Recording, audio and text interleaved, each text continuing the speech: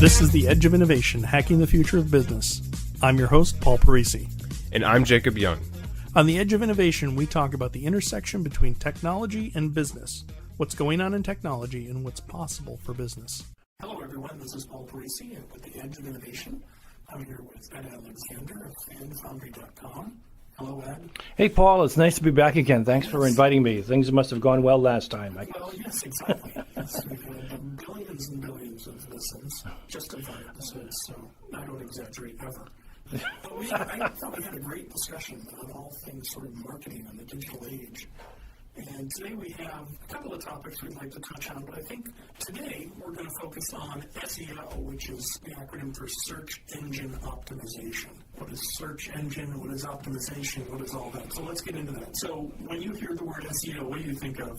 That's a great start for a question, Paul. When I hear the word SEO, it's often out of the mouths of babes, right? A client or a prospect saying, "What do you know about SEO, Ed?" Or Paul, for the whoever you happen to be that day. Right. And I simply answer that question with a question. And my question is this: when you think of SEO, what are you thinking? What are you trying to do? Right. You're trying to get visitors to your website. You're trying to game Google and search engines. Right. What do you think that involves, and what's your positioning about that? Right. And I get responses along the lines of, yeah, affirmative, that's what we're interested in, but we really don't know enough about it. All we know is it works for some people, and we really haven't explored it enough to really know what we're doing. Right. Can you help us there? I always hear SEO, and I sort of hear people saying, I need SEO, like a bucket of SEO or a jar of peanut butter. They want to just buy it. That's right. And, Let's take a side of SEO, please. Well, is it a side, or is it a main course? And I think that really gets into your point there. What do you want to accomplish with it? Sure. So it's not the main course. It promotes the main course, right? Right. So I think of SEO as having 3 main definitions, no matter who's approaching it or what they're talking about. First one of them is they want good quality visitors to their website. Okay. Notice I said good quality, not quantity, because I don't think anybody wants to be inundated with interruptions from people who will never buy. So you want to talk about quality traffic. You want the right people to be knocking on your door. And the second one, closely following that, is quantity of quality visitors, a large number of quality visitors. So splitting hairs, but you get where I'm going with this. And the more people hear about that, the more they shake their heads and say, yeah, that's more like it. I want quality visitors, and I want lots of them, not just lots of visitors. Right? And then, of course, I also want that just to happen on its own. It has to be organic. And whatever effort I do, whatever levers I pull, I'd like to have some kind of a multiplier effect, because we all have the same 24-hour clock. I can't scale my attention in time and have a balanced life. So how do we scale it? How do we multiply the benefits and the effects of it? So when I hear those things, and that's my sort of series of definitions of what SEO could possibly mean. Now, there's another one we haven't talked about, and that has to do with the history, kind of the DNA or the genesis of the whole SEO discipline, if you want to call it that. Meaning, there was a time many people can remember where if you did certain things on your web page, you could cleverly, technically cause a landslide of attention to come to your website. You could be on page 1 of name the search engine's search results for some time. Or perhaps you could even purchase that position if you spent enough money, which is sort of, if you're in the airline business and you're American Airlines, you can afford to do that, right? If you're in the banking and you're Bank of America, you can afford to do that. So money can talk. But even so, most of that has, I won't say it's vanished so much as, it's become rarefied. And so that's business. If you're selling SEO services, it's probably not a game you want to be in, because your feet will be held to the fire, and it's a bottomless pit. You're always going to have to spend more money next week once this week's budget is worn out. So you're either spending a lot of your marketing dollars on gaming the ads to show up on a position on the search engines, or you're really trying to attract the right quality audience, period. Which game would you rather play? Which one's more evergreen, frankly? Certainly not the budget buster where you're buying an ad. Right. So I don't really include in SEO the notion of buying advertising. It's a related, exactly. It's a related but separate topic. Right. So what are the things you can do if you don't have a budget, a $1 billion budget, that will at least generate quality leads? Right. And over time, with a tenacity and persistence, quality flow of leads into your business. Well, there are some things you can do, and they're basics. And when I think of basics, I think of starting by researching your topic well enough to get an idea of how it's regarded. Okay. There are pretty easy tools if you're in business and you don't have a big budget. You can do things for free. You can use Google Trends. I love Google Trends because I can research the right approximate title to use for a blog article. So, okay, you mentioned Google Trends. Yes, thank you. What is Google Trends? It's a free tool. It's available from Google. You can just search on trends.google.com or just use Google search engine or Bing or whatever and search on the key phrase Google Trends and it'll pop up. It's a website. Okay. It's a free What do website. What do I do with it? Think of it as another search engine that gives you an additional layer of intelligence. So if I'm selling shoes, I can go into Google Trends and type in shoes? You can start by typing in shoes, but you and I know that a single word like shoes is a bit broad. Okay, Think so long let's say tail. shoes. Yeah, think long tail. Think phrase and think multiple words. So let's use shoes for an example. Maybe it's snowshoes, and you want to look at the trends in people searching on the word snowshoes over time. Has snowshoeing, for example, you can ask yourself and pose the question, has snowshoeing become a more or less popular pastime in the winter? Were more people searching on snowshoes last winter than the winter before? Can you see that? What are the it's search trends? traffic. Sure. So it allows me to say, okay, there were 1,000 last year and there's 50 in June. It's almost. If we look at Google Trends right now, if you close your eyelids and the graph on the back of my eyelids shows me a trend graph, not numerical, but simply a trend line that shows me on a seasonal or calendar-wise, date-by-date, slice and time basis where the ebbs and flows and peaks and trend lines are. Any magnitude? It typically uses a 100% factor, saying at some point in time this was the highest amount of search that ever occurred. Maybe it was last year this time, and that becomes your 100% point. And anything has been either exactly right. It So doesn't tell us that there was one search or 1,000 searches. correct. It never tells you the count of searches. It tells you the trend over time, based on a base of 100, which is the highest or low of whatever it is you're trying to search on and measure. So if you see a trend line that says, 2 years ago, only 50% as many people were looking for snowshoes as are looking for today during this winter season buying snowshoes, that tells me that maybe if I'm a retailer and I'm in the outdoor apparel business, I may want to think about stocking more snowshoes this time around than last year and making sure people know that I have that product. Okay, So that I can sell more of what people are looking to buy. I see. You're meeting the market based on what it's telling you its trend is. Likewise, on converse, if you find out that the trends in snowshoes has sort of gone down a bit, you may want to hedge the bet and say, I'm not going to pre-order too many snowshoes this year, only because that's inventory not paying its rent on the shelves in the back that I could rather fill with a more popular item. Sure. So a retailer can make some judgments about their inventory and their forecast sales based on what they see happening in the snowshoe world. And does it go back more than a year? You can slice it by a year, 2, or up to 5 years. Okay, so I can look at periodic events. So every December, snowshoe searches goes up. So now I'd say, okay, so we're talking about search engine optimization. Yeah, and specifically about Google Trends as a tool. Right, but here's the thing. This is where I think it gets fuzzy for people, is we're not really optimizing the search engine. No, we're not. Optimizing our website so the search Thank engine you. likes it. Exactly right. You're not gaming the search engine. I like to, sure, well, what you're doing is making some reasonable assumptions based on historical data that you can have access to Okay, so through this is Google. good. So let's break this down. I have a website. I'm an attorney in a community. Mm-hmm. And I want everybody that's going to have a personal injury lawsuit, I want them to come to my website. Now, maybe it's personal injury with not a motor vehicle, something strange, so maybe it was electrocution. You specialize in electrocution cases.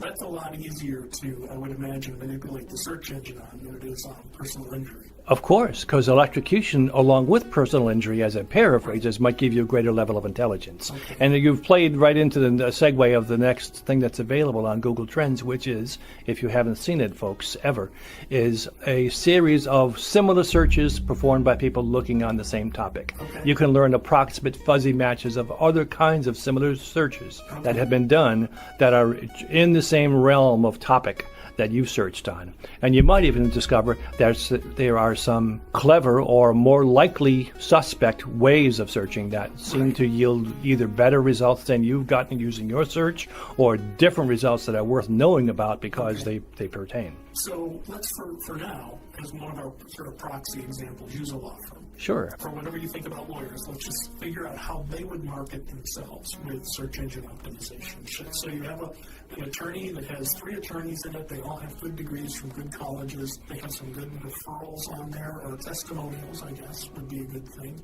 They have a picture of their office and their phone number and a contact form. What's next? What do I do? If I come to you and I'm that attorney, and I say, gee, I want to optimize so that I come up in the town I work in. 2 parts to that answer. One has to do with location-based, because you can say personal injury lawyer, Beverly, Massachusetts, and if your address is on your website and say the footer, so it's stamped on every page, it increases the likelihood that a person looking for a personal injury lawyer in Beverly will find you. Okay.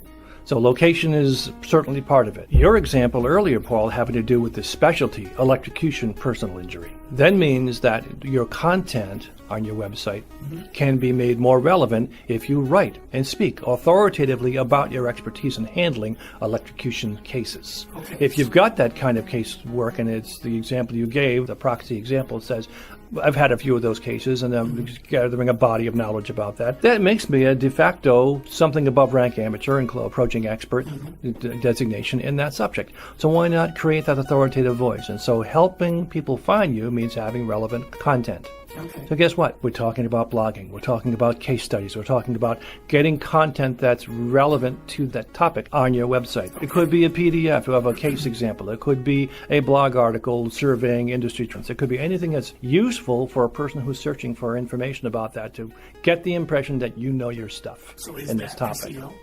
Sure it is. It's organic. Yeah. So I'm going to write a blog post. It establishes domain authority. It establishes your authority and your website's domain's authority on that topic. Which the search engines like. Exactly. Okay. So let's talk about the next sort of step in that. I write a blog that says, we just helped this family who their son got electrocuted doing this and this and this, and it's a compelling blog. If I put that up, is it just going to be magically found by everybody? Magically, no. However, over time, and this can take weeks or months because the bots of the algorithms have to crawl, and so search engines are quite busy with the billions of pages that are available. It takes some time for that domain authority to establish itself. You can promote it, but at least be aware that over time, people searching on the topic will begin to discover you. How can you help matters? You can help matters by making sure your content is rich enough.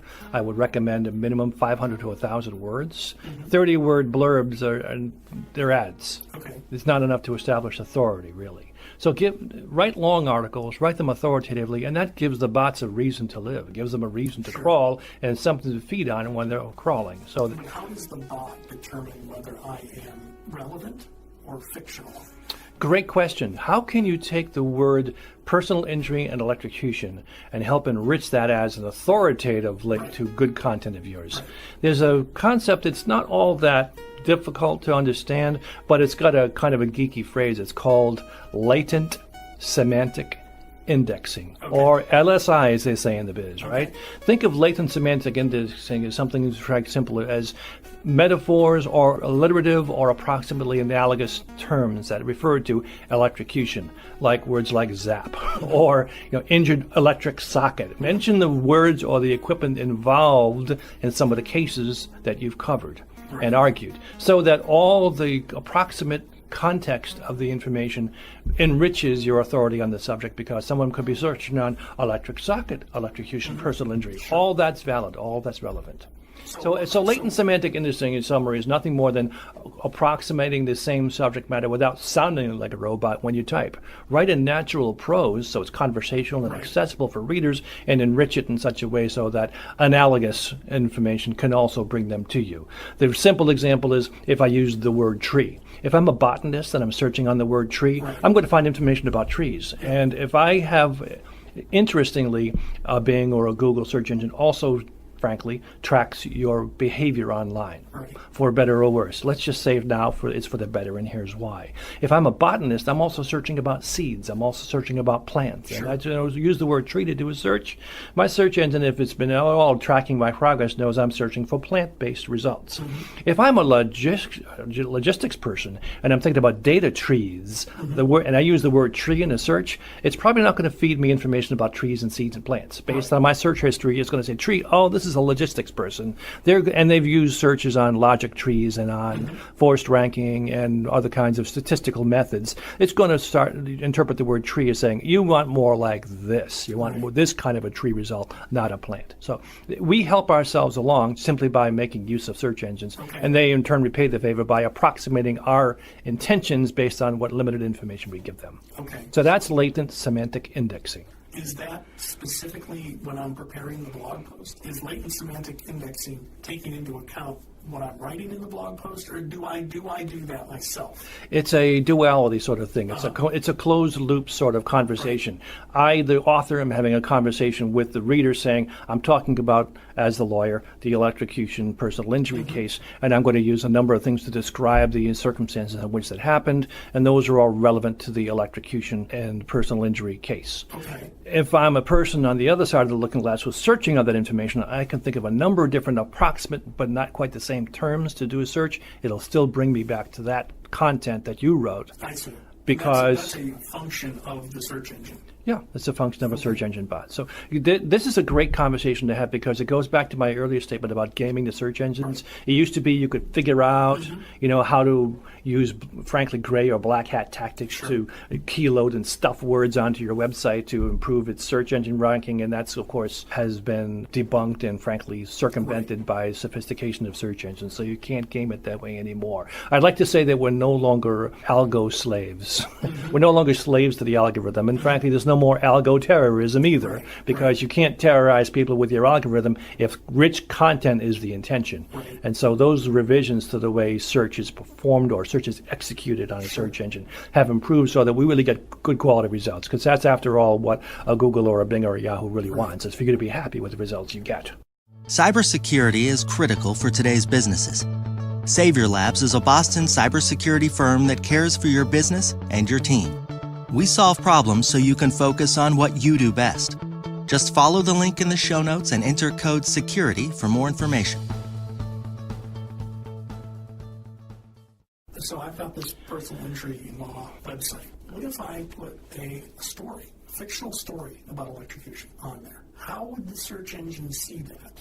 And how would it not know, or it may not know, and it may be to my benefit to do that, or it may be to my detriment. I'm wondering, because we've got to write good, rich content. So if I took an Edgar Allan Poe story and changed a few words to electrocution and put that on the website, let's assume that there wasn't duplicate content, but it was a rich story. Would that inure to my benefit or to my deficit? It'd be an interesting test, I think. I suppose it would. I don't know that I know of anybody who's ever performed that kind of a test. Because my question is okay, so you go and you're my SEO expert, I've hired you, and you say, Paul, you're an attorney, you do this, write a blog post about your 3 main cases that you won last year. So I write 3 articles. And we then post that, one this month, one next month, one the month after. And what you're saying is, in the physics of the situation, the search engines will consume that data, see words that are similar to electrocution, and et cetera, and correlate that and say there is something relevant here when somebody searches for that. And so I think, to put it simply, that's search engine optimization, is we have given the search engine something they can consume and then hand back to people within a certain scopus of ideas. Is that fair? That's completely fair. You've added a dimension, Paul, which is time. You mentioned doing an article this month, an article next month, and an article the following month. So let's say you're that personal injury lawyer, and those are the 3 cases. That's it. I used up my caseload bucket. Let's beg the next question. A year from now, I have no new personal injury law cases. I did those 3 2 years ago. I really want to do more of this kind of business. What's going to happen when a person searches on my content and they find 2012 or 2013 information? And that's the most recent. If it's relevant, that might still be indulge someone's curiosity enough to say, okay, I'm in, I'm clicking through. What about the skeptical person who's looking for current information? Maybe something is new has happened in the law practice or in the electrician business or anything at all new in society that might make that information, frankly, dated or irrelevant. It's helpful in a case like that, if you're the author, you're the lawyer, you've written those articles, to refresh it from time to time, to keep it evergreen. If it in fact is evergreen, don't let a date reference ding you from the outset based on someone's superstition on that date. So you can refresh the content, maybe republish the same blog article and label it as an update. By the way, I will have new information that's changed in the face of this subject, and I'm going to republish this article because, even though it was originally published in 2012, make all those transparent references so people know that you're republishing. I think that's a favor to the reader. But that improves the evergreenness of your content by keeping it fresh. Once again, it gets indexed, it gets crawled, the searcher searches, they find the result. It's a current result now. And it helps with your authority from the viewpoint of a person who is concerned about the currency of your knowledge. All right, so I think to summarize that is you're saying you need to have some regular cadence of output so that the search engines keep consuming it. But I don't think you're saying that on month 4 you put up a cake recipe. That's not as valid as saying emerging trends in personal injury. That would be better than putting up a cake recipe. Of course, relevant content. Okay. Right. Going back to the example I mentioned earlier at the outset about the 3 things that really come to mind when you think about what SEO is. It is quality referrals to my website. And following along that is the volume of quality referrals, right? And so you're absolutely right. That plays into the first 2 aspects. Well, it sounds like we've solved search engine optimization. Solved? Is that, I mean, I don't mean to be facetious, but is that really simply what it is? Well, sure. We've covered doing research. You've got to research your topic, find out how people are searching for that topic you're interested in publishing about and being found as an authority on that subject.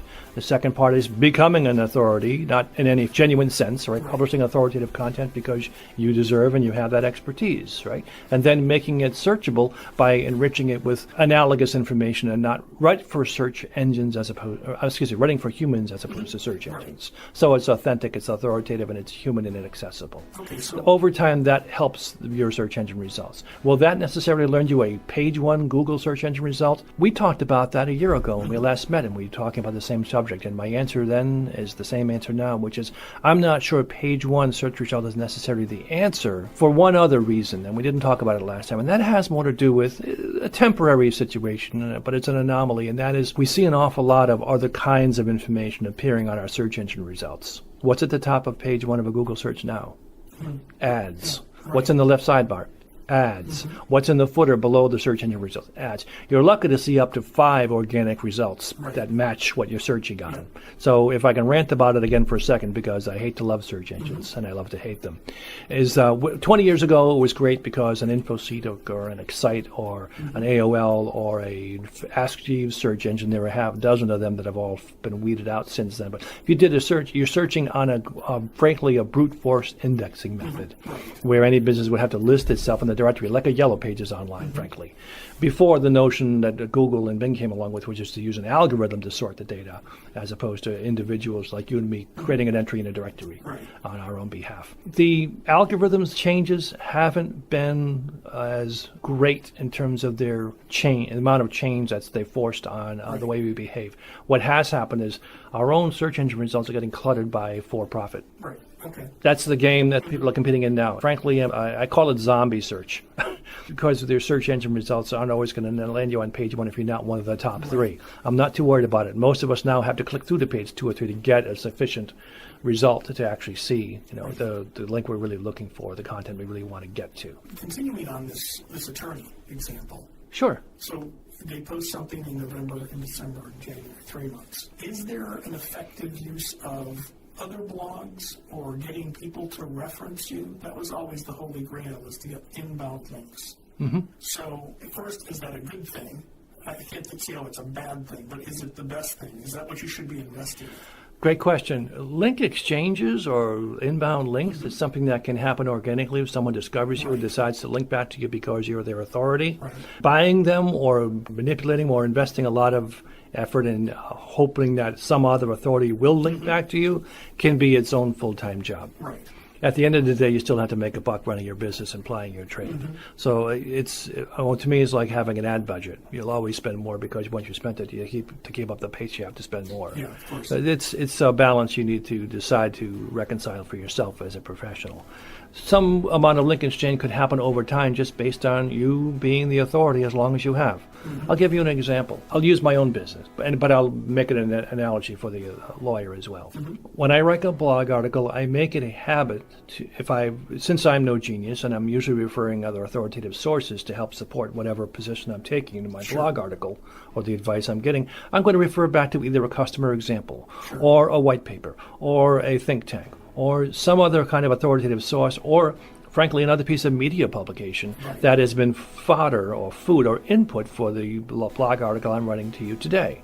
Well, I like my readers to have access to the authoritative source, just not because I don't believe I'm worthwhile, but only because if a person wants to read more about it, why not make my blog article be the jumping off spot to go find more depth on that particular topic? And I live link to it. But I also put the directory at the bottom of my blog, and I link outwards to the source I'm referring. So I do more outbound linking than inbound. The cool thing about that is anybody who's worth their salt doing SEO does a search on who's linked to their website. Then people discover that the Fan Foundry blog has an article that's referring to them because of the context in which it appears. So my ethical goal is, of course, to make sure that whoever I'm linking back to is worth their while. I'm not milking their URL as a link to me or a way to get attention. I'm doing it because I'm helping the reader. My intention is for people to help find good information. Sure, that's the top level reason, but is there any hope for a quid pro quo? There is hope because it's happened. Okay. It's happened for me. And that is a legitimate hope? Absolutely. Okay. Absolutely. So these links might engender backlinks. They might engender backlinks, but I'll make you no promises. Right. What I can say, though, however, is that I've been discovered, frankly, for some of my writings by other authoritative sources who said, hey, geez, wouldn't you like to do a podcast with us? What are the chances, right? Maybe you'd like to speak at our convention. Or we have a client need that we can't solve, but you apparently can. Sure. It's paid off for me I see. in all three of those ways. Oh, cool. So it's not necessarily the link building, which is the end goal. The end result is, are you providing benefit and some value to people that they'll in turn either compensate or recognize for you for doing that. Okay. That's the fondest hope I can have for anybody, is they're being beneficial to others. It's the old Boy Scout of me rising to the surface. I was in Boy Scouts. We've been talking with Ed Alexander, fanfoundry.com, and you'll be able to find more information about Ed and his company in our show notes, as well as links to some of the resources we've talked about. Thank you very much, and we look forward to you next time on The Edge of Innovation.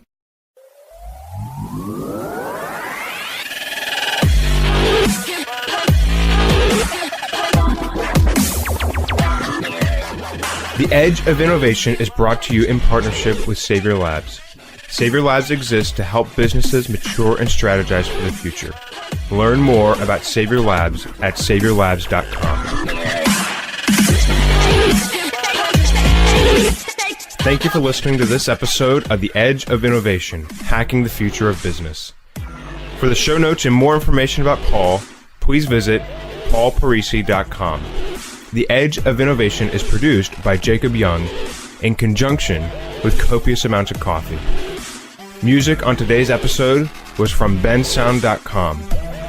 Paul can be found on Twitter at pdparisi and on LinkedIn at linkedin.com/pdparisi. This episode, like all our episodes, is transcribed and available at paulparisi.com. Thanks for listening, and we'll see you next week.